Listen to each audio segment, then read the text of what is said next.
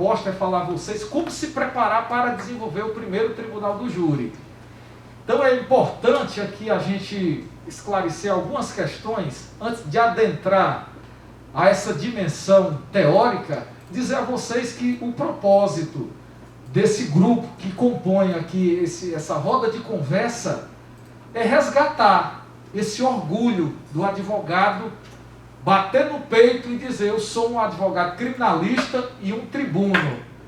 Porque hoje nós temos muitos advogados no estado do Ceará que são criminalistas, mas tribunos estão em extinção. E aqui a gente faz uma análise, e tem 3 momentos dos tribunos: aqueles de até 10 anos de profissão, tem aqueles de 10 anos a 30 anos e os de 30 anos acima. Se você perguntar quem são os tribunos de até 10 anos de profissão, a gente conta com dificuldade. Se você me perguntar quem são os de 10 para 30 anos, se eu indicar 5 tribunos aqui no estado do Ceará, o 6º eu já o faço com muita dificuldade. Porque está indo embora uma geração que marcou época de grandes advogados tribunos que atuam predominante no tribunal do júri, e hoje a nossa geração ela não está aqui dando foco a esse rito tão especial. E aqui eu pude ter essa sensibilidade de perceber que o campo está aberto. Dizer para você que o tribunal do júri, qualquer um de nós podemos atuar, desde que nos apropriemos do procedimento, do conhecimento necessário para que a gente possa fazer o nosso caminho. Não necessariamente, não confunda. Às vezes nós temos um advogado que ele costumeiramente advoga para pessoas ricas e ele é um grande sustentador a nível de tribunal, mas ele não é um tribuno, porque existe uma diferença muito grande. Às vezes você vai com um discurso construído, falando a desembargadores, em 15 minutos, você faz a exposição daquele memorial que você já leva escrito. No tribunal do júri, não. É o discurso de improviso, é o discurso de convencimento. Então, no tribunal do júri é necessário, além da técnica, o conhecimento teórico, você também ter a capacidade de argumentação. E olha que do outro lado eu tenho percebido também, no Ministério Público, existe uma carência de grandes promotores. Essa nova geração que surgiu de promotores, com todo respeito, existem promotores muito técnicos, mas a gente percebe que a geração de 20 anos acima já é uma geração de promotores completamente diferente dessa geração nova, porque são mais tarimbados, são pessoas que de fato exercem o munus do Ministério Público com amor, com empatia, com paixão, e hoje nós estamos vivendo essa crise, não é só na advocacia, é no Ministério Público também.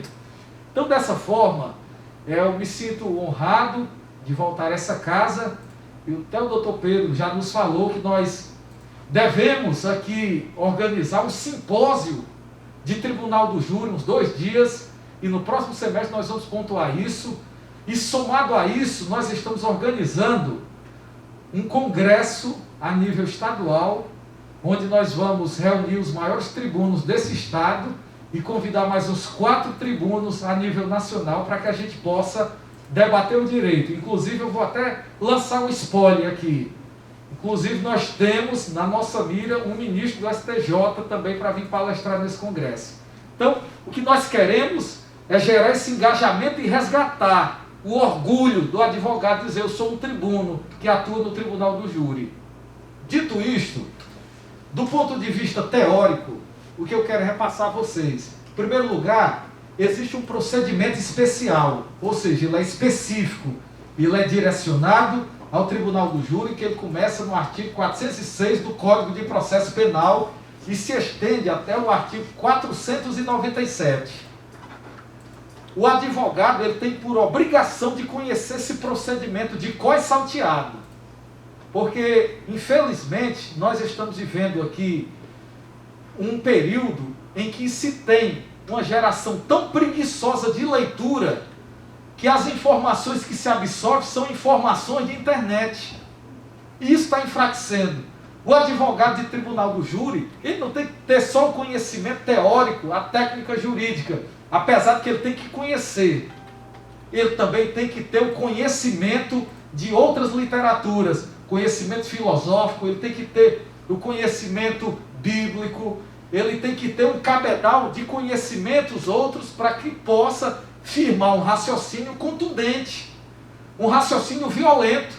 E outra preocupação que surge no meu coração atualmente é que a nossa geração, ela não já está mais se inspirando em grandes tribunos como Romero Neto. Nós temos aqui o Troncoso, você assiste aqui um senhor de 80 anos fazendo uma peroração, você se encanta com os argumentos por ele proferidos. E hoje a nossa geração está sofrendo influência de advogados mal educados, de advogados arrogantes, de advogados que chegam, querem sair no tapa com promotores de justiça, como aconteceu esses dias.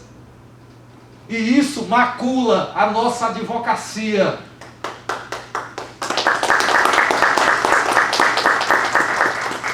O advogado, ele tem que ter a superioridade de armas, mas não no sentido físico, não na arrogância e na prepotência. Ele tem que ter superioridade intelectual. Argumento violento. Quando eu digo argumento violento, não é gritar. É você falar com autoridade e desenvolver um raciocínio de modo a afastar os argumentos alinhavados pelo membro do Ministério Público. Eu vou citar um exemplo para ficar mais claro na mente de Vossas Excelências. Esses dias eu fiz um júri no Rio Grande do Norte e lá confabulei e tive como parte ex-adversa um promotor de justiça com 25 anos de tribuna, fazendo mestre em direito e também fazendo um doutorado.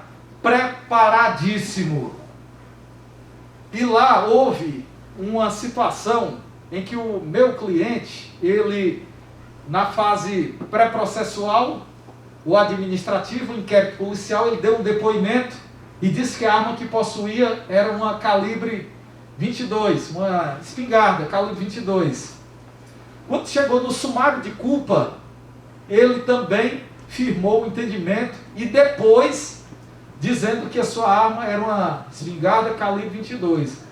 Quando chegou na instrução em plenário, ele disse que a arma era uma espingarda calibre 32.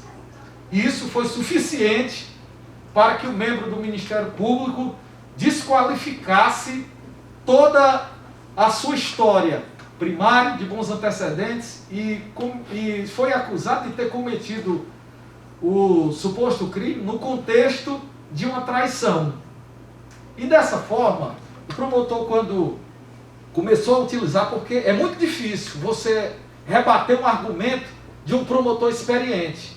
Você só vai conseguir isso com muito poder de convencimento e também com argumento científico. Nós temos que atentar, senhores, para discutir o direito do ponto de vista filosófico. Nós temos que debater o direito enquanto ciência. Se você tiver um referencial teórico forte, você vai conseguir afastar aqueles argumentos do promotor de justiça. E a velha geração, e me permita falar assim, a velha geração, ela muitas vezes entra com um discurso populista, critica-se as instituições, desqualifica-se delegado de polícia, inquérito policial, quando na verdade ela perde o centro, ela perde o equilíbrio, quando na verdade não deveria se atacar as instituições, nós devemos atacar a forma como foi produzida a prova. E nesse júri especificamente, quando o promotor apoiou-se nessa ideia de que meu cliente era um mentiroso inveterado, quando eu peguei a oportunidade que eu vim rebater todos os seus argumentos, eu apresentei um argumento científico. Peguei uma literatura que fazia parte de uma tese de mestrado, inclusive faço questão, esse livro aqui é de cabeceira, eu leio ele todos os dias, ô livro gostoso. Prova testemunhal no processo penal. Eu expliquei aos jurados o que era uma falsa memória. E dentro das colocações do meu cliente, aquela situação já estava preso há 3 anos e 6 meses, aquilo dali, na verdade, se tratava de uma falsa memória. Não necessariamente que ele deveria receber a pecha de uma pessoa mentirosa, de uma pessoa que não merecia crédito algum nas suas palavras. E dessa forma eu comecei e peguei logo um estudo científico realizado por uma psicóloga americana, em que ela mostrava e demonstrava o perigo de se condenar com base numa prova testemunhal. E principalmente por quê? Porque com o tempo a memória humana ela enfraquece. E às vezes, aquele que presta um depoimento, ele se desatrela completamente do fato e traz uma informação errada, acreditando que está dando a informação correta. E eu apresentei essa pesquisa, apresentei esse estudo, apresentei esse conceito. E rebati cientificamente o argumento do promotor. De modo que fazia a assistência da acusação um amigo meu, advogado, mas estávamos em partes contrárias. E ele até comentou e disse: esse argumento que você utilizou, até o próprio membro do Ministério Público falou, e disse: rapaz, esse argumento é um argumento difícil até da gente contestar. E quando ele voltou na tréplica, ele não triscou mais nem esse argumento de que o meu cliente estava mentindo. E tem mais, ele ainda disse e advertiu: quando vocês forem julgar a causa, olhe para o processo, não vá olhar para a experiência e os argumentos muito bem pontuados do advogado, não. Se vocês forem olhar para os argumentos dele, pode haver uma injustiça nesse caso. E utilizou um argumento de autoridade para tentar desqualificar a minha fala. Então o advogado ele precisa ter essa expertise. Você precisa, nesse momento aqui, dominar o conhecimento e o direito enquanto ciência para que você possa debater. E quando eu falo de criticar as instituições, de entrar com um argumento populista, eu utilizo isso, utilizo demais. Mas você não pode ter esse argumento como sendo o argumento prioritário, o argumento primordial. Você tem que ter algo a mais. E esse algo a mais que eu falo é justamente isso. O que faz a diferença de um bom tribuno, de um advogado bom no tribunal do júri, de um advogado mediano, é justamente isso. Essa capacidade, a eloquência, o poder de convencimento somado a um cabedal teórico. E eu estou dizendo isso e relatando a vocês coisas que eu aprendi na prática, em 7 anos de advocacia, apanhando muito e lendo muito, prestando atenção em colegas que realizam o tribunal do júri. E tudo isso ninguém me ensinou, não. Eu tive que aprender observando, estudando, verificando, lendo bons livros. Ah, doutor Talvani, o senhor vem me dizer aqui que eu devo ter esse conhecimento. Às vezes eu vejo, tem advogado que vai para a tribuna do júri, ele não tem o cuidado de levar um livro. Eu digo isso, senhoras e senhores, porque, e critico ferrenhamente quem assim não se prepara, porque o tribunal do júri é um momento importante, sobretudo na vida daquele que está ali, dando a você o direito de representá-lo perante a sociedade. E às vezes eu percebo que existem colegas que não se dão o trabalho de sequer levar um livro. Por que é importante levar um livro? E sobretudo, um livro de escritor renomado. Às vezes, essa falácia de que promotor, juiz e advogado estão em pé de igualdade, isso daí não existe. Na prática não existe. O promotor é visto como defensor da sociedade, o juiz, ele tem realmente um alto grau de credibilidade, e você, advogado, é visto como o quê? Advogado de bandido. Essa é uma realidade. Mas, com isso, você tem que ter a tranquilidade, você tem que ter o equilíbrio de mostrar aos jurados que você está ali defendendo o direito. E eu consegui até uma absolvição no Tribunal do Júri de Fortaleza. Peguei lá um promotor muito bem preparado. Ele veio com muita força para cima de mim, com um discurso ad hominem. Você tem que ter até essa noção para saber o que é um discurso ad hominem, que se ataca o advogado enquanto pessoa. Esquece-se os autos, e normalmente isso é uma técnica utilizada pelos promotores. Ele está em desvantagem no campo da argumentação, e ele começa a atacar o advogado, começa a fazer insinuação, dizer que o advogado está mentindo. E nesse dia, o promotor, ele escarneceu muito, bateu muito na defesa. Quando eu peguei a oportunidade, calcei a sandália da humildade. Cheguei lá, disse: olha, eu sou um advogado do interior do estado do Ceará, me formei lá na Faculdade Católica Rainha do Sertão, talvez aqui na capital poucas pessoas conheçam, mas não tirando aqui o nosso brilhantismo, ao contrário, mas demonstrando que era a faculdade do interior, mas dizendo a eles o seguinte: me formei lá no interior, porque às vezes as pessoas têm o preconceito: ah não, tem que ser formado aqui na UFC ou na Unifor. Enfim, disse: não tenho nenhuma tradição jurídica, sou filho de pais.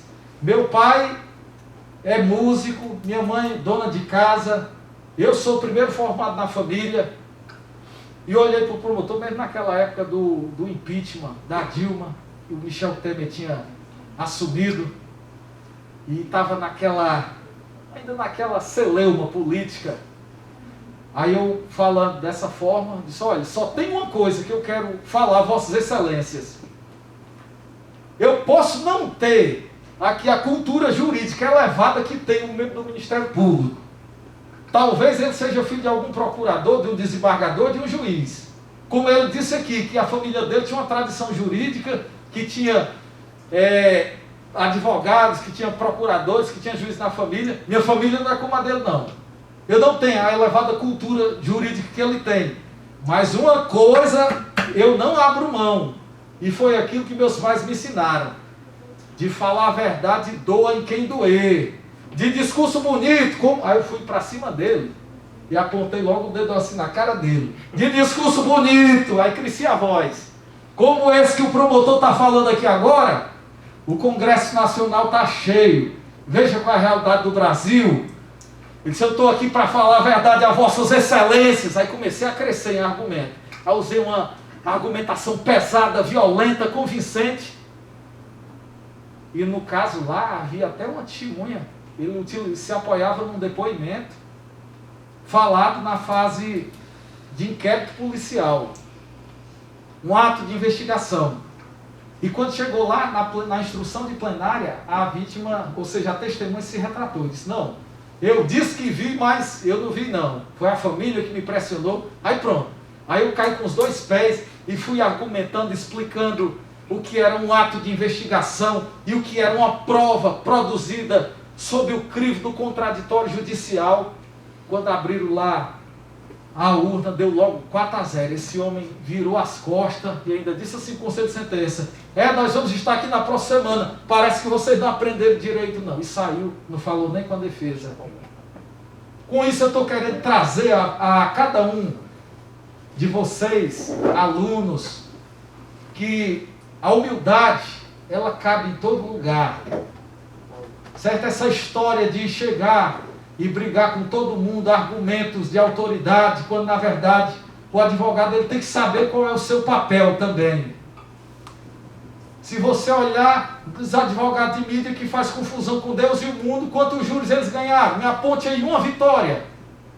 Não tem nenhuma. Existem dois tipos de advogado, que é comparado a um jogador de futebol. O que joga fazendo firula para a torcida, que é aquele que esturra, que faz confusão, que briga com Deus e o mundo. Existe aquele que joga para ganhar. Ele não tem a mesma habilidade, mas ele é técnico, ele é mais profundo, ele é mais incisivo.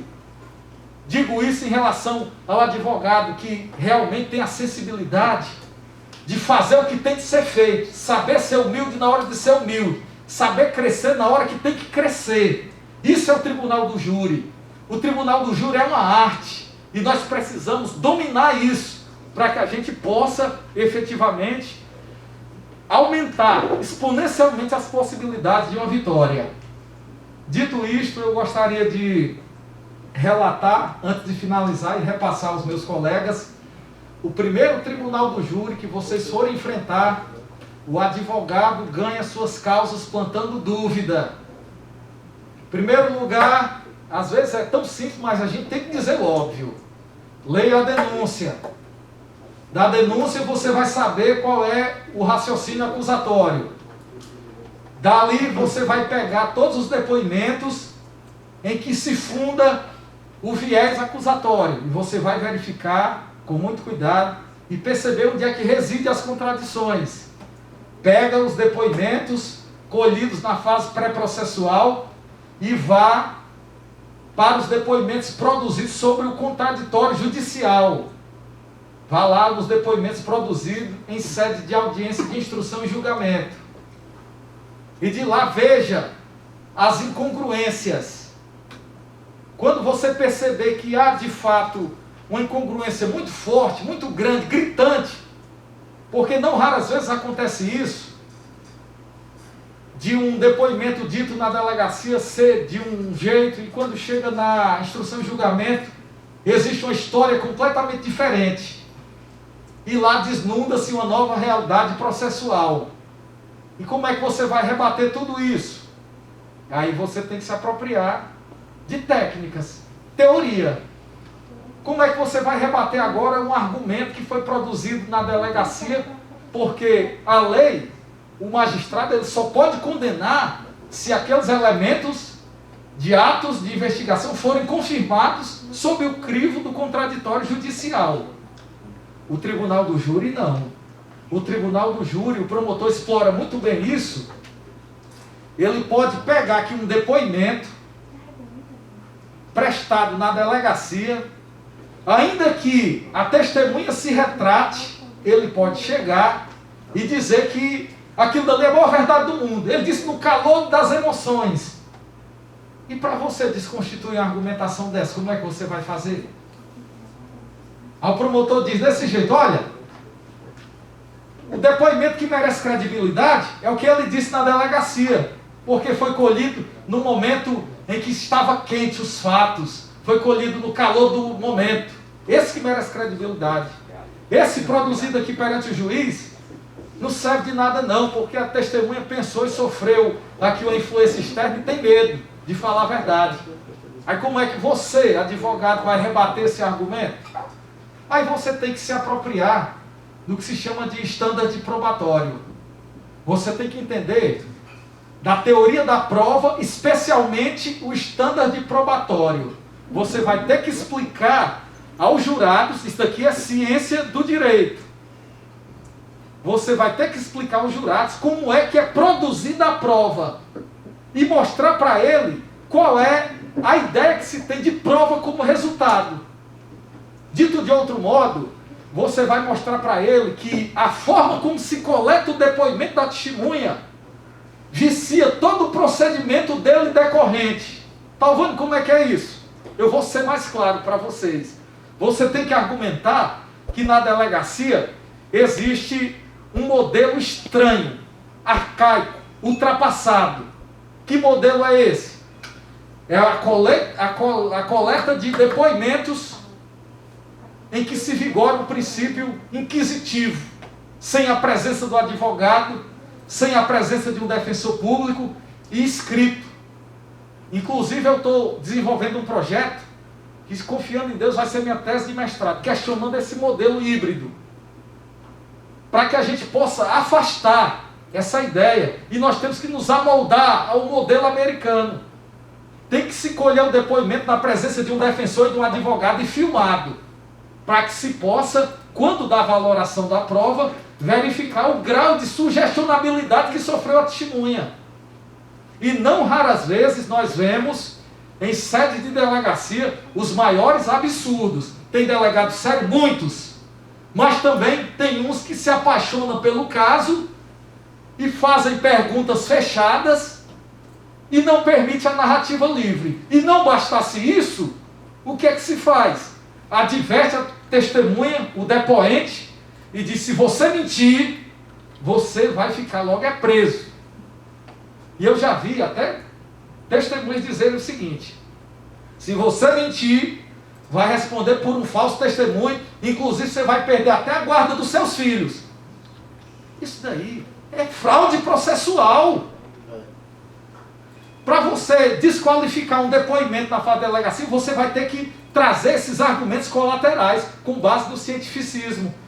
Qual o estandarte probatório na coleta das provas? É você primeiro demonstrar que esse modelo híbrido é uma teratologia exponencial. É um modelo que países arcaicos, que têm legislação arcaica, ainda vigora esse princípio, o inquisitorial, em que se tolhe direitos. E ao contrário, quando se pega país desenvolvido, tem que ter um defensor, sob pena de invalidação de todo o ato. Tem que ser filmado, para quando se for valorar a prova, verificar se houveram influências endógenas que viciaram, macularam o depoimento. Que aconteceu isso, isso e aquilo outro. Plantando uma lavoura de provas diabólicas no processo penal. Que isso é inadmissível. País sério, com legislação séria, não admite isso. Mas no direito penal brasileiro, muitas condenações se fundam em provas ilícitas por derivação. Porque quando se fere a colheita de um depoimento e não se presta as garantias constitucionais, você aleijou a prova, você contaminou ela. E todas as provas delas decorrentes merecem ser descartadas e elas merecem receber o grau mais elevado de reprovação. Elas são descartáveis. Então, para você, enquanto advogado, rebater isso, você precisa de se apropriar e dominar muito bem teoria da prova, estândar probatório. Você tem que verificar também como é o método adequado e comparar com o modelo americano, pegar aqui o modelo francês, e daí você tem que construir um argumento aqui subsidiado por uma legislação internacional, por um entendimento que realmente vai trazer uma verossimilhança às suas alegações. Não vai ficar só no argumento populista, nesse argumento, vou chegar aqui, dar uma cambalhota com... Rapaz, esses dias eu vi, um camarada entrou de bicicleta no tribunal do júri, eu disse, já está virando molecagem. Certo? E desculpe a sinceridade, mas o tribunal do júri tem que prezar pela liturgia e pela seriedade.